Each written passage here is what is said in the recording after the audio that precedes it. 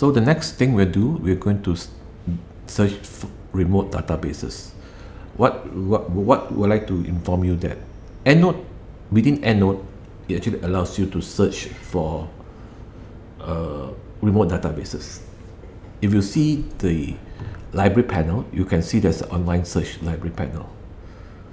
All right, so there's online search there.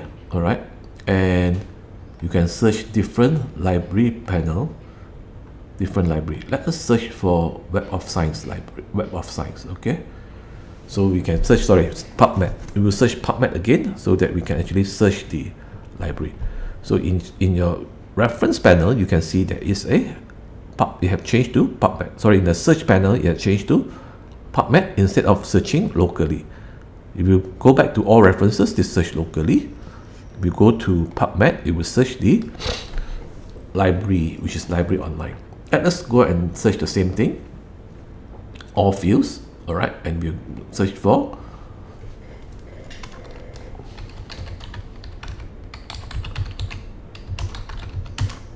ergonomics and office worker. All right, then we'll search.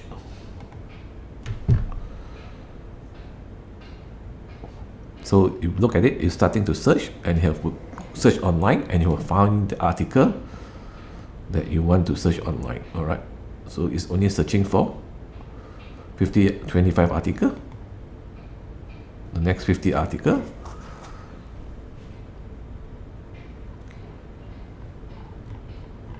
and then you will search the 25.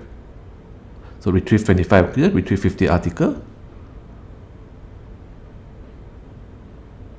All right, and until 1006 article. This is the same number. Remember, when we search online, instead of searching from in the EndNote itself, this is the same number of articles that they have retrieved.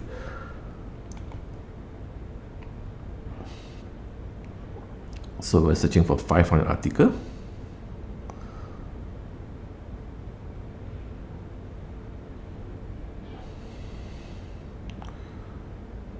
So what we are going to do is we're going to, after searching for it, all right, what we can do is that we can import the article. All right,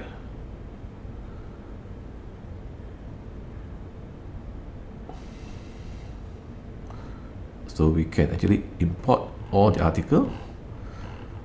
I don't remember how many maximum articles you can import at one time, but this is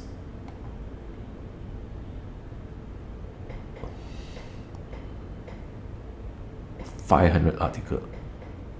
All right, let us go and